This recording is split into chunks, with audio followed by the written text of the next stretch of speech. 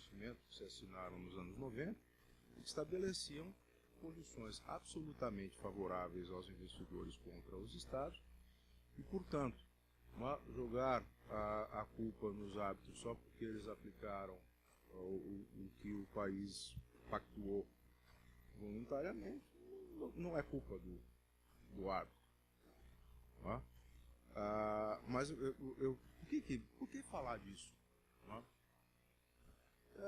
A razão pela qual é importante falar disso nesse momento é que hoje, como se pode encontrar na imprensa, o Brasil está negociando alguns acordos de investimento com países da África, principalmente, com um objetivo bastante razoável de tentar proteger investimentos brasileiros, que são investimentos feitos nesse país.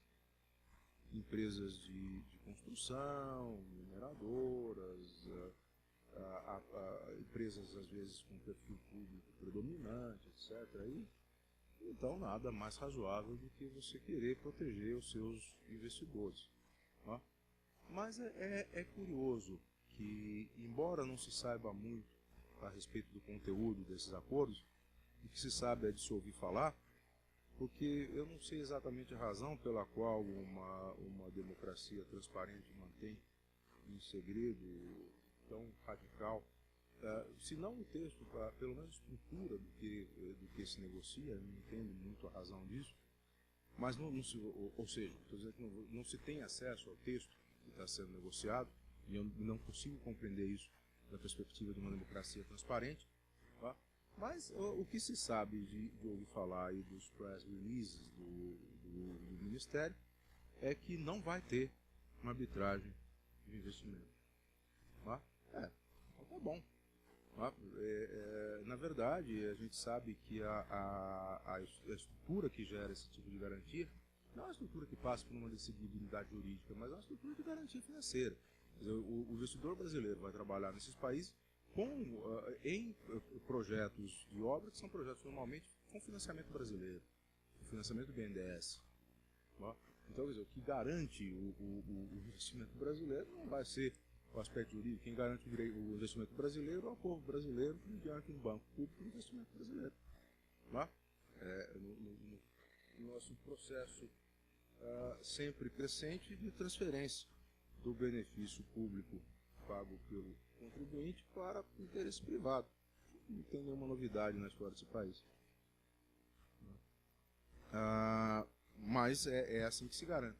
Agora, por que o Brasil tem gerou-se também no Brasil uma ojeriza pela sistemática dissolução de controvérsias de investimento entre investidor estrangeiro e Estado? Se no Brasil a gente não tem hoje nenhum acordo de investimento assinado, quer dizer, teve alguns assinados, mas já foram retirados da pauta do Congresso, não é essa a questão, não é parte de nenhum desses acordos, e vai fazer acordos, o que parece tem mais uma dimensão exortatória ou um caráter não vinculante do que algo realmente provido de garras e dentes. Para a gente poder compreender isso, é importante fazer um breve apanhado do que é e como aparece a arbitragem de investimento, para a gente colocar isso em perspectiva e tentar compreender hoje a dimensão de importância que isso pode ter para um país como o Brasil, assim como para outros países.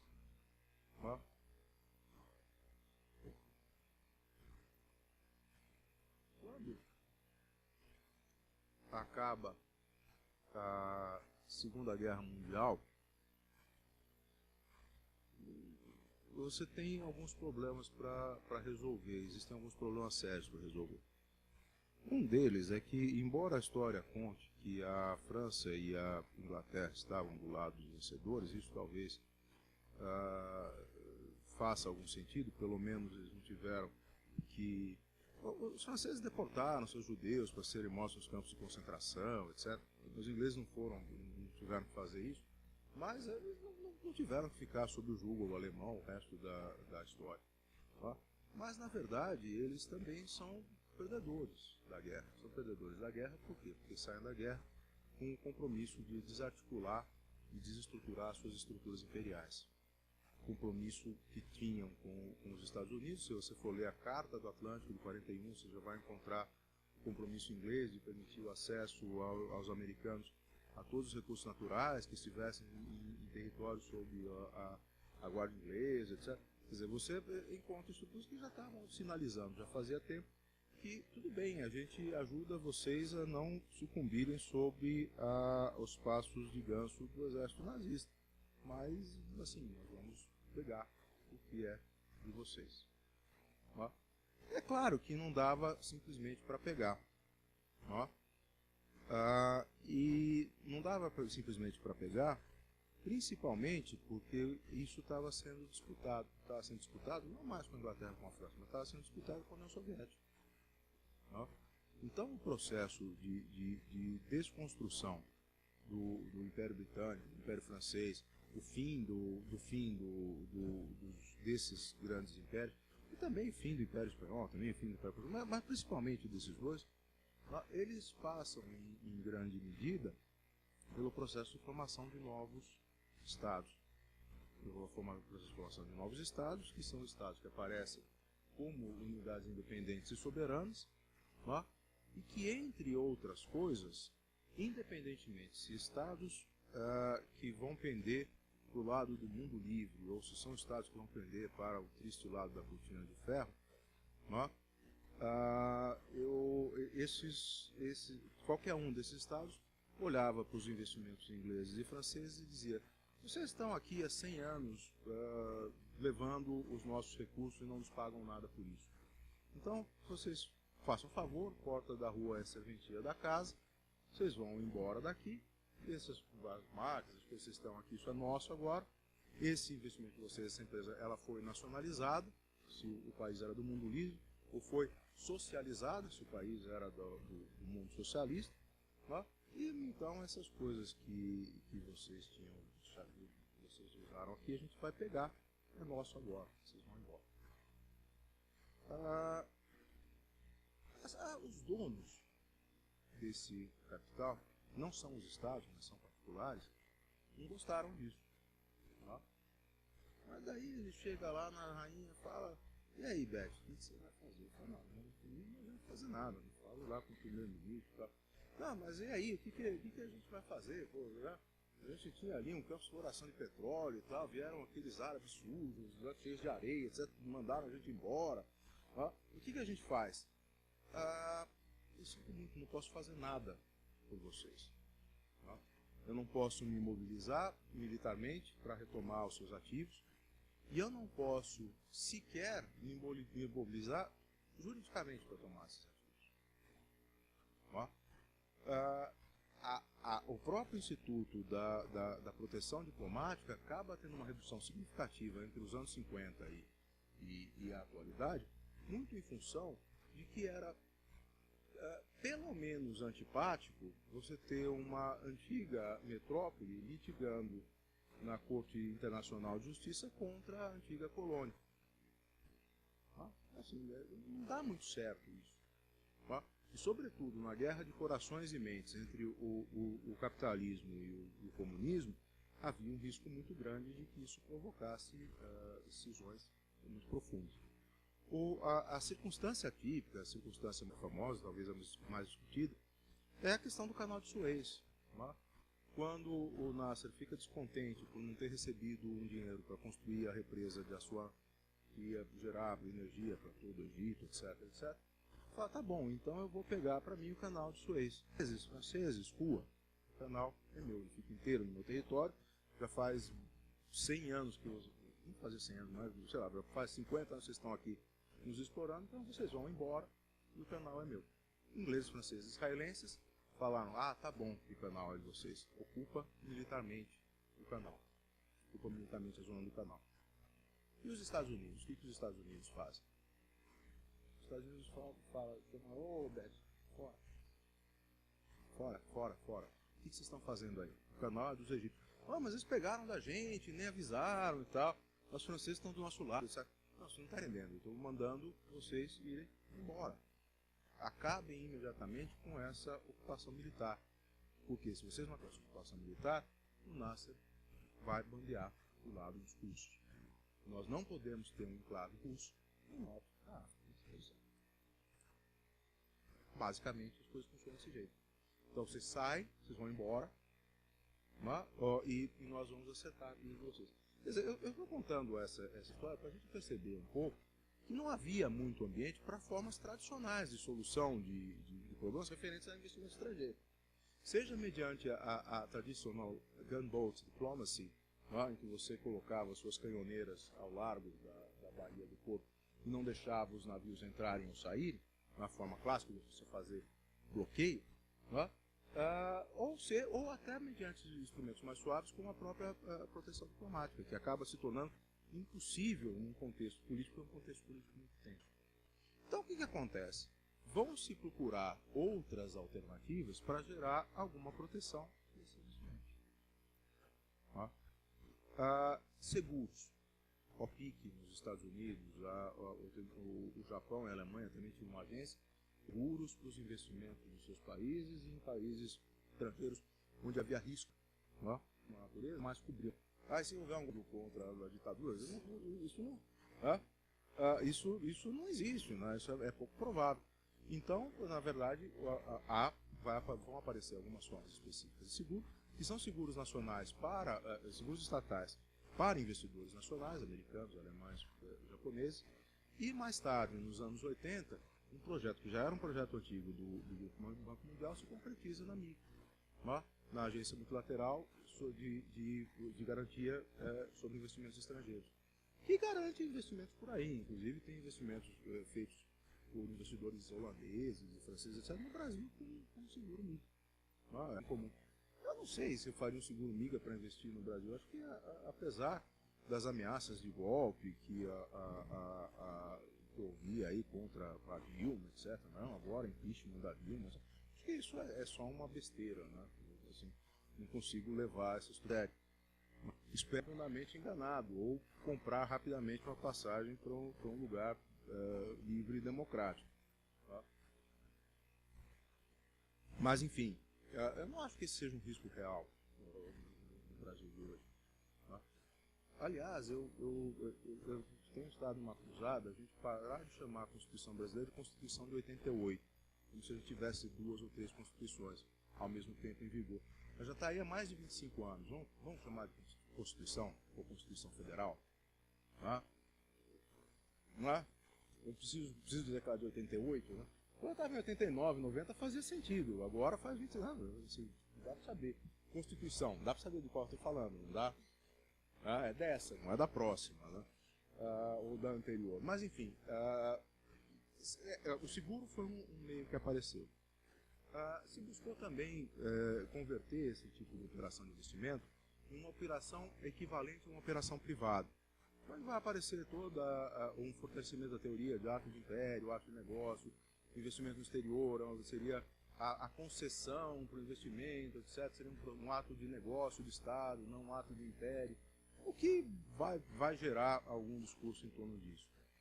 E uma outra solução era levar isso para uma arbitragem, criar um sistema de arbitragem que não fosse um sistema nem privado, mas nem um sistema de direito internacional público, em que você criasse sistemáticas de uma arbitragem mista, mas não ad hoc, com uma estrutura razoavelmente institucionalizada em torno de um tratado, de uma convenção internacional.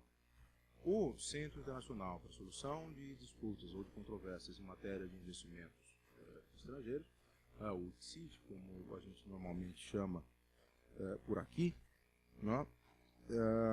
Usando evidentemente a sigla em língua inglesa, mas o ICSID é isso. Ele é uma organização internacional que faz parte do sistema do Banco Mundial, foi formada mediante a Convenção de Washington de 1965 e serve como um centro de facilitação de arbitragem entre investidores estrangeiros e Estados. Tá?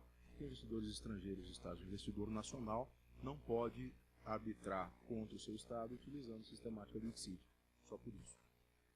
Existem dúvidas a respeito de questões de dupla nacionalidade ou de questão de onde é a empresa, mas não vamos tratar disso aqui. O que é esse ICSID? Ele é um escritório onde você inicia o procedimento, quer dizer, tem um protocolo, tem a moça do protocolo, mas você vai lá, faz o protocolo, eles fazem o trabalho burocrático, mandar a notificação, receber o telefonema, é um centro de apoio, tem um conjunto de regras sobre o procedimento arbitral, tem um roster de árbitros, que é formado mediante indicação dos países que são membros do ICSID, né? E é isso. Agora, qual é o formato específico de cada arbitragem? Isso cabe a cada procedimento específico. Quer dizer, quando eu olho para essa estrutura, né, o que eu vejo de diferente nela? Vejo de diferente o seguinte: primeiro, a sua jurisdição, que é a sua, digamos assim, atribuição jurídica para um determinado universo de casos e questões, ela é estabelecida no direito internacional público. A jurisdição do ICSID nasce da Convenção de Washington de 1965. Entretanto, esse primeiro ponto, jurisdição de direito internacional público, não é jurisdição de direito privado, não é jurisdição interna, é uma jurisdição tipicamente internacional, formalmente internacional. Não é no sentido internacional de estrangeiro, no sentido internacional entre nações, criada pelo direito internacional. E tem formas preferenciais ou formas específicas para o cumprimento dos laudos, para a execução dos laudos. Você tem um compromisso de que o laudo seria executável em qualquer um dos países. Entretanto, seguindo as regras a respeito de imunidade de jurisdição e imunidade de execução, conforme o direito do país da execução do laudo ou da sentença. Quer dizer, tem uma estrutura para isso, tem jurisdição internacional. Entretanto, quando o país se associa a essa organização, o seu ato de associação não implica nenhuma forma de submissão ou de consentimento com a arbitragem. Inclusive, não existe no sistema do ICSID nenhum instrumento similar, nenhum instrumento equivalente à cláusula facultativa de jurisdição obrigatória que existe, por exemplo, na Corte Internacional de Justiça. Não tem esse tipo de cláusula. O consentimento, conforme previsto no artigo 25 da Convenção de Washington, ele tem que ser dado pela parte ou escrito. Só isso. Eu posso dar um consentimento em aberto? Eu posso dar um consentimento geral? Posso fazer isso num contrato, por exemplo, dizendo que esse contrato de concessão da mina de ouro, não sei onde, ele pode ser levado a um tribunal do ICSID. Eu não sei qual vai ser o valor da causa, não sei qual é a razão que pode provocar isso, mas faço isso em aberto. E esse consentimento também pode ser dado de forma unilateral. Quando, em 1965, se pensou na forma unilateral, o que se tinha em vista, sobretudo, eram as leis nacionais de investimento. Porque vários desses novos países, que tinham conquistado a soberania e a independência recentemente, eles criaram leis de investimento em que eles diziam várias coisas, entre as quais que investimento estrangeiro ia para a arbitragem internacional, não ia para o tribunal interno, e que ao investimento estrangeiro se aplicava um rol específico de princípios e regras que não se aplicavam ao investimento interno. Ou seja, a própria lei de investimento de vários países da África, da Ásia, na América Latina acho que a gente não teve leis desse tipo, posso estar enganado, mas essas leis davam um tratamento preferencial ao estrangeiro em face do próprio investidor nacional. E era isto que se tinha em vista, entre outras coisas. Quer dizer, você pensava em três formas de consentimento dado para a arbitragem. O consentimento dado em compromisso, já existente a controvérsia, mediante a delimitação da lei aplicável, objeto, etc. Um compromisso arbitral, que é um ato negocial, um ato bilateral, não é um ato unilateral. O compromisso, a cláusula compromissória contratual e o consentimento para a arbitragem dado em lei nacional sobre investimento. Não estava ainda em questão o uso do ICSID, ou muito inicialmente, dessa arbitragem ser instituída por um tratado internacional. Eram poucos os tratados bilaterais em matéria de investimentos existentes na época, e esses tratados só mais tarde foram incorporar esse tipo de cláusula. O que é curioso é que de 67, quando entra em vigor, até os anos 90, quase não se utiliza o ICSID. Ou seja, se você observar o universo dos casos hoje existentes no ICSID e observar a origem dos consentimentos, 95% do consentimento dado, pelo menos, se não for mais que isso, é consentimento dado em tratados de investimento. Não é consentimento dado nem em contrato, nem em lei nacional de investimento e muito menos em compromisso. Tá? São consentimentos dados em tratados internacionais. E, curiosamente, esse sistema só vai começar a funcionar, ele foi feito para quê? Para livrar a questão do país procurar o interesse do seu investidor, quando o mundo estava dividido entre Estados Unidos, forças do bem, União Soviética, forças do mal, uns salvando a humanidade, outros desenvolvendo receitas que envolviam bebês e vodka, não sei em que ordem, de que maneira, antes do Mao Tse Tung criar o bebezinho Chop Suey, os soviéticos já tinham criado receitas especiais para alimentação por crianças, mas isso não vem muito ao caso. Quer dizer, só quando isso já tinha acabado é que o pessoal começou a utilizar sistematicamente a jurisdição do ICSID. E os nossos amigos argentinos, infelizmente, foram os grandes usuários durante um grande período. Hoje não é mais, eu acho que hoje já... Bom, hoje diminuiu bastante, mas houve anos em que 60%, 70% dos casos que apareceram casos envolvendo a Argentina. Depois isso se normalizou e foi para o outro lado.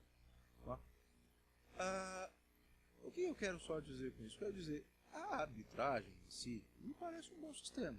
Tem uma boa forma de criação de jurisdição e a sua existência depende especificamente do consentimento. Então, se nós tivéssemos, se nós, o Brasil, fôssemos membros do ICSID, a gente poderia o quê? Poderia ter os nossos investidores no exterior utilizando esse instrumento, quando esse instrumento fosse posto à disposição pelo outro país. Poderíamos ter esse instrumento servindo como um instrumento, eventualmente, para investidores estrangeiros terem questões com o Brasil? Sim, poderia, não é impossível.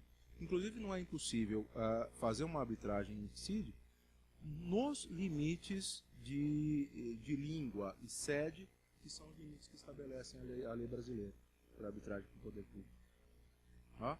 Não seria impossível fazer isso. Quer dizer, o instrumento arbitral é um bom instrumento. Eu já li, realmente, eu não sei se mais de uma centena, talvez sim, mas certamente dezenas dessas decisões, eu já li com razoável cuidado, e, para ser muito sincero, não tem nenhuma decisão. Uma ou outra, talvez, um pouquinho forçada, mas não é algo constantemente absurdo. Muito pelo contrário, é normalmente algo que segue o texto de um tratado bilateral de investimento, este sim estabelece garantias que são absurdas, são exorbitantes, são excessivas.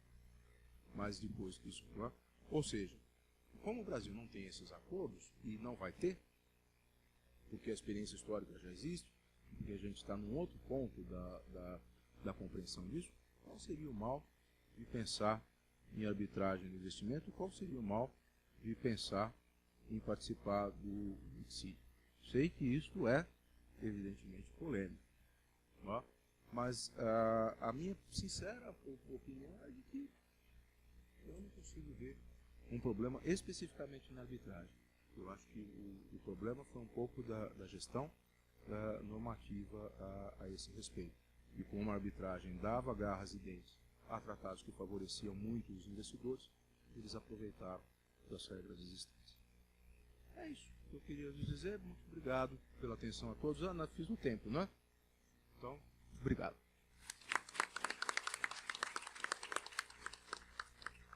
Muito obrigada, professor Fontoura. Eu gostaria de abrir agora para as perguntas dos participantes. Se alguém quiser fazer alguma pergunta, por favor, fique à vontade.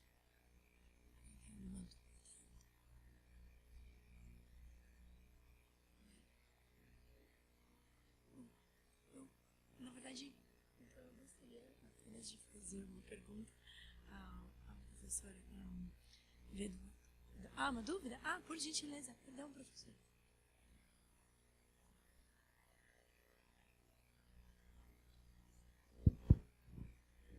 No, en relación a la exposición muy interesante sobre el tema de migración y la opinión consultiva de la Corte Interamericana, me parece que muy bien fundada.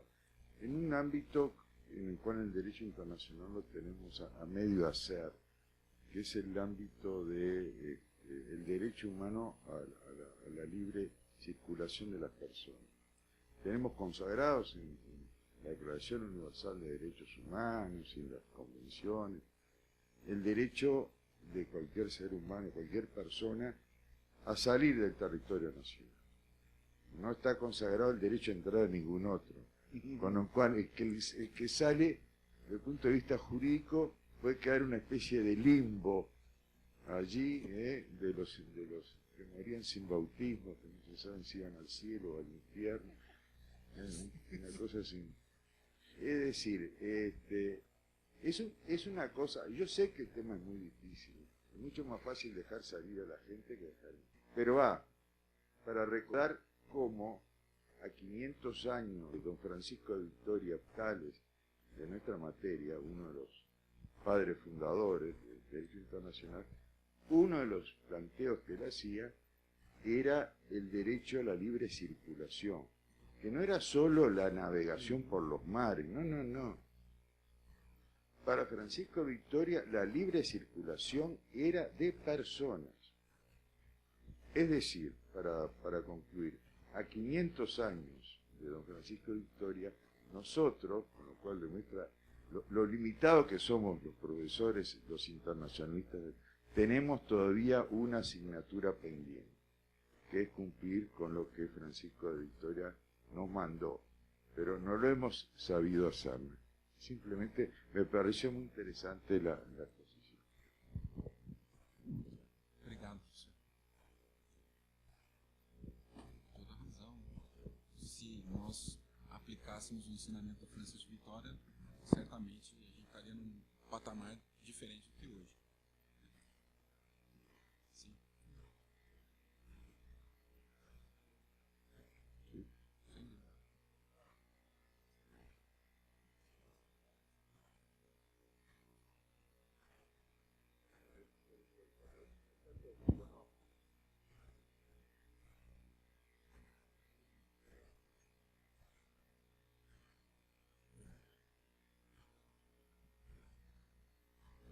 Mais alguém gostaria de fazer alguma pergunta?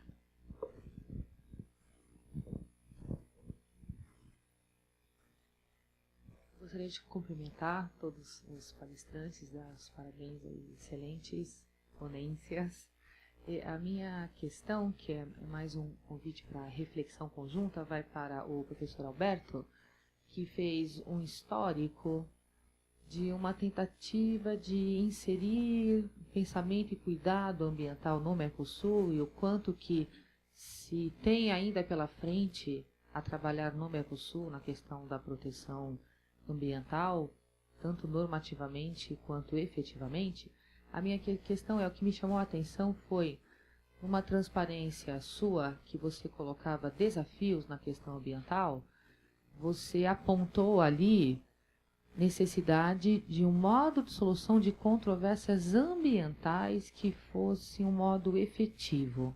A minha questão é, considerando o tema ambiental, se esse tema, em questões de solução de controvérsias, apresentaria necessidades especiais diferentes de outros assuntos, de uma controvérsia entre Estados-membros de uma organização.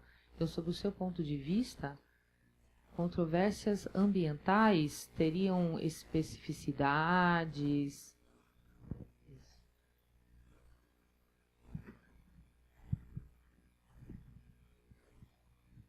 Muito obrigado, profesora Vera. Muchas gracias por la pregunta y en realidad la primera decía perfeccionamiento del sistema de solución. no creación de un sistema de solución para cuestiones ambientales. Pero la pregunta viene muy a colación con este tema, porque el problema, la controversia ambiental, evidentemente coloca al órgano para decidir en una situación diferente. Y lo hemos visto, por ejemplo, en la Corte Internacional de Justicia, en el caso de Argentina contra Uruguay, cuando tuvo que decidir sobre la contaminación del río y cuando tuvo que decir: yo con toda esta prueba no sé qué hacer.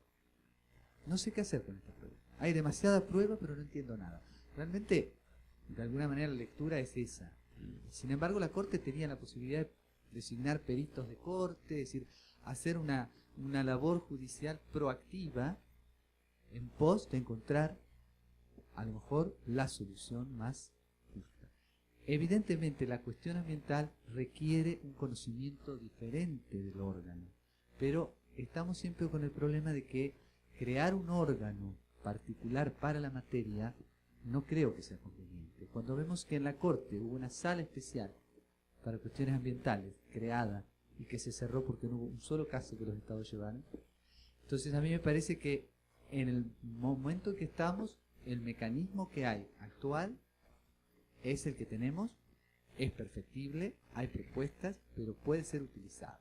Evidentemente hay que perfeccionarlo y será también un gran desafío de los árbitros comprender la cuestión ambiental. Por eso que es tan importante llevarlo a los ámbitos académicos, para que los árbitros también tengan esa mirada. No concebir al proceso Mercosur exclusivamente como un proceso comercial o económico. Alguém tem mais alguma dúvida? Posso? Comentário? Claro, claro. À vontade. Queria fazer só uma pergunta, professor Fontoura. Eu acho que esse tema dos investimentos é um tema extremamente importante. Atualmente, no Mercosul, ele é muito presente. Inclusive, eu já faço até um convite para que o senhor escreva um artigo para a nossa revista, que o próximo número da revista é sobre investimentos e direito internacional, investimentos no Mercosul. Mas dentro desse assunto, a questão do tribunal, que eu tenho até um... Tá? Perfeito. Perfeito, perfeito. E a questão é a seguinte: a questão dos investimentos ela acaba me provocando a regulamentação internacional dos investimentos e os acordos de proteção de investimentos, eles acabam me provocando uma dúvida quanto à sua necessidade. Eu acho que atualmente, qual seria a intenção do acordo de proteção de investimentos? Seria dar maior segurança e previsibilidade àquele investimento. Então, isso reduzir os custos de transação da empresa no momento lá de fazer o investimento dela num determinado país. Mas quando nós observamos o nosso país, eu acho que além dele ser um país que não ratificou acordos de proteção de investimentos, e isso não impediu, mas por outros fatores, eu acho que fatores da nossa economia, do tamanho da nossa economia interna e tudo, não impediu que o país recebesse uma gama e continue sendo um grande receptor de investimentos, apesar de ser alardeada uma crise atual, nós continuamos recebendo muito investimento direto. Qual seria a função desses acordos, e aí voltando aos acordos, se a intenção seria garantir maior previsibilidade, e a imprevisibilidade ela acaba se encontrando no cumprimento final desse acordo, nas discussões que são geradas a partir do momento que sai uma decisão de um tribunal arbitral que decida sobre a questão, e aí dizem não, havia uma cláusula que seria uma cláusula que não poderia ser considerada atentadora à soberania, talvez, e tudo. Então, qual seria a sua opinião acerca da própria função mesmo dos acordos de proteção de investimento? Se com tantos problemas eles trazem maior segurança e previsibilidade aos investimentos? Essa tua questão é uma questão importante. Eu tenho a impressão que um pouco o que resulta da minha fala anterior é que esses acordos, a própria arbitragem de investimento, eles foram gestados, pensados, e teriam uma utilidade bastante excepcional. Tá? Na verdade, era uma das alternativas que se pensou no final dos anos 50, no início dos anos 60, para gerar instrumentos que servissem para blindar os investimentos em relação não ao risco do negócio, mas ao risco político, que era uma coisa séria, muito séria na época. Mas hoje, às vezes reaparece, na época era muito sério. E para isso, talvez pudesse ter funcionado muito bem, mas na verdade nem é o que acabou acontecendo. Nos anos 90, se falou muito que os acordos de investimento gerariam um ambiente de negócios melhor, um marco regulatório mais estável, isso reduziria custo, atrairia o investimento, etc. Eu acho que existe um certo matiz nisso. Tá? Quer dizer, se eu vou fazer um investimento num país como os Estados Unidos, não tem muito problema, me parece um país estável. Se eu vou fazer um investimento naquele país africano que fica mudando de nome, eu não sei mais se é Congo, fica mudando de nome, eu não sei, talvez eu me sentisse efetivamente mais seguro se eu tivesse um acordo de investimento. Eu digo isso porque hoje, na América do Sul, há alguns países com os quais eu talvez me sentisse mais seguro com o acordo de investimento. Não é o caso do Brasil, nem o caso da Argentina. Venezuela, Bolívia, já estatizou ativos brasileiros, né? Todo mundo sabe disso.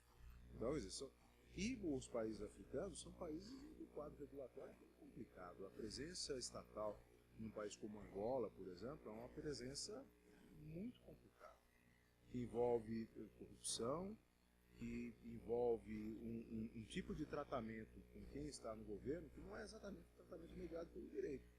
Talvez esse fosse um tipo de situação em que um investidor brasileiro se sentisse mais à vontade para realizar investimento em Angola. Estou colocando a coisa numa outra perspectiva. Estou colocando a coisa, sobretudo, na perspectiva do investidor brasileiro que vai fazer investimento no exterior. E que vai fazer um investimento num país onde existe risco político. Isso me parece importante. Entretanto, não me parece razoável um certo uso, uma certa estruturação que se deu a esses acordos, sobretudo nos anos 80, mas principalmente 90, em que eles acabaram se transformando em uma espécie de vale-tudo a favor do investidor.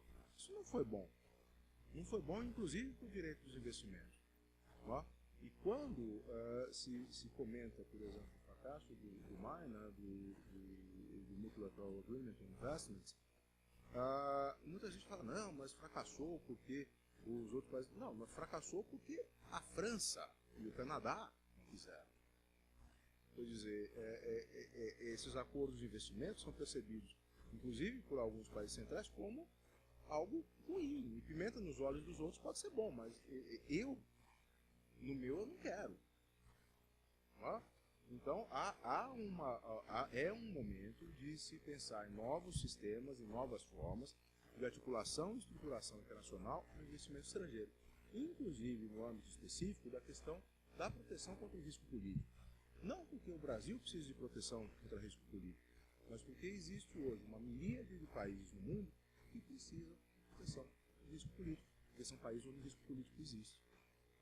Então, me parece que voltar à intenção original e perceber isso de uma maneira clara, talvez favorecesse a uma reestruturação do direito dos investimentos, não como ele apareceu e vem aparecendo nas últimas 2 décadas, como uma forma de arrancar as entranhas de países já empobrecidos, mas como uma forma efetiva de criar proteção contra o risco político e contra o risco sério. Eu acho que essa seria a perspectiva. Não sei se... Alguém tem mais alguma dúvida? Comentário?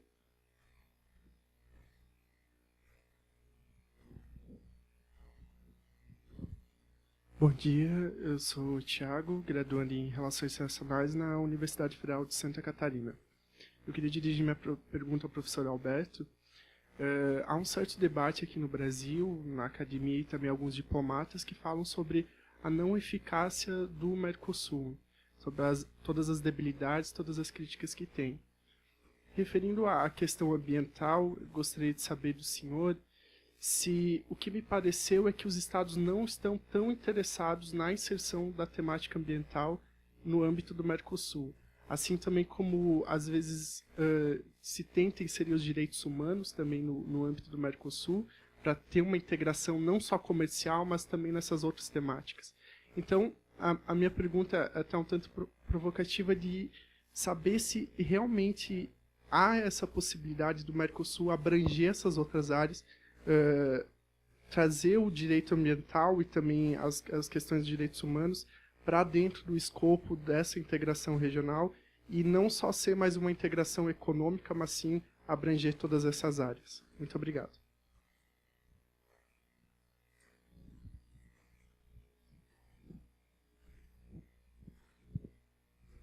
Muito obrigado. Esa es la pregunta. Es la pregunta de la palestra del Bienvenido. ¿Es posible? Yo creo que más allá de las críticas que tiene el Mercosur, hay mucho trabajo del Mercosur que a lo mejor no se conoce, o los que estudian a lo mejor de los ámbitos académicos no conocen. Y yo mencionaba a la coordinadora argentina, Mirta Laciar, la coordinadora argentina de su grupo de trabajo SEC. Y realmente hay mucho, pero mucho trabajo desde el grupo técnico. Por ejemplo, el acuerdo de cooperación con Alemania, que se llamó el acuerdo CIMA, el acuerdo con la Unión Europea, que es el acuerdo de Econormas, para normativizar las normas de identificación y trazabilidad de los productos. A partir del FOSEM, que es el Fondo de Convergencia Estructural del Mercosur, hay muchos proyectos que, si bien no son ambientales, tocan la temática ambiental, como saneamiento, agua potable. Es decir, hay mucho trabajo. Lo que falta, un poco en la Filmina decía, era la política de Estado, digamos, de los Estados, de asignarle a la cuestión ambiental un rol importante. Y evidentemente porque todavía hay un miedo de que esto esté obstaculizando la integración económica. Es como que todavía esa dicotomía sigue instalada en el pensamiento de los políticos. Pero pensemos que los propios estados tampoco tienen una política ambiental clara, nacional. Todavía la están desarrollando y con grandes tropiezos. Entonces, yo creo que es posible, se está construyendo, pero tiene que ser un tránsito que también sea integral. Tiene que ir acompañado por una integración económica, política. Si decimos que inexorablemente vinculado con lo comercial y económico, tampoco podemos pensar en un desarrollo ambiental y dejar de lado la economía. Es toda una multidimensión que debe ir en determinado momento apoyándose más en una de las patas del desarrollo sustentable, que es lo ambiental, en otro momento lo social, el trabajo, en otro momento puede ser también lo comercial.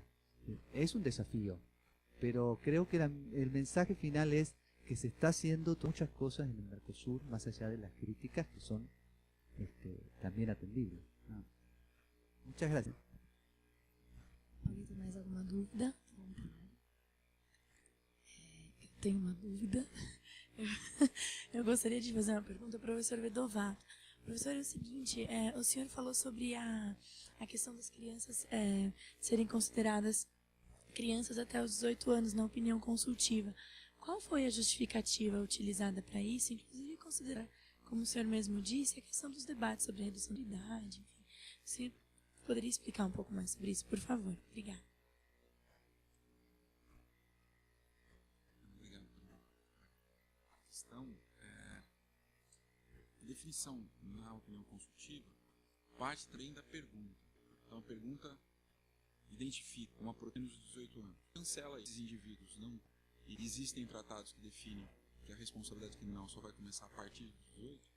A definição foi por aí, por esse caminho. O que auxilia bastante no debate sobre a diminuição da idade penal. Seria não só à vista da Constituição brasileira, seria uma violação da cláusula PEC, mas também, na minha opinião, mas também associando qualquer projeto de deputado federal que queira diminuir, né? Mas também com base nos tratados internacionais. Posso fazer mais uma pergunta, desculpa. E considerando a questão que o professor André trouxe também na palestra dele, só resgatando um pouco essa questão, quando o senhor fala também, quando o professor André falou no novo Estatuto do Estrangeiro, eu gostaria de saber também se essa questão envolvendo crianças, se essa opinião consultiva vai ser eventualmente considerada, se isso já chegou a ser algum objeto de debate, ou se você tem alguma informação sobre isso. Isso. o anteprojeto, e a sua pergunta é bastante interessante, o anteprojeto ele foi concluído antes da opinião consultiva. A opinião consultiva veio em agosto, o anteprojeto, se não me engano, ficou pronto em março. Mas a gente consegue perceber que o anteprojeto antecipou algumas questões, especialmente dando acesso à justiça a quem circula pelo mundo. Então, quando se chega na fronteira, é necessário haver uma autoridade nacional migratória. Essa autoridade nacional vai ser o foro ou vai ser o espaço em que essas pessoas teriam para debater eventuais violações de direitos. Então, a gente pode entender que ela não teria sido efetivamente influenciada, o anteprojeto. Pode ser que o projeto seja, né? Pode ser que a gente faça alguns ajustes, o grupo faça alguns ajustes antes de ser apresentado ao Congresso, mas a gente pode perceber que ela já antecipou, esse anteprojeto já antecipou, visualizando os problemas que o migrante enfrenta no mundo, né? Especialmente esses não ter acesso aos órgãos estatais para debater os seus direitos.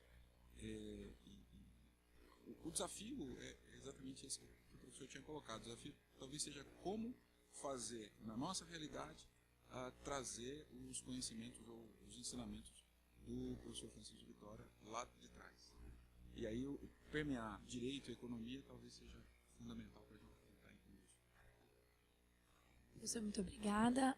Ninguém mais tem dúvida, comentário? Bom, não havendo dúvidas e comentários, eu gostaria de agradecer imensamente aos professores pela disponibilidade, pela paciência, pelas excelentes apresentações.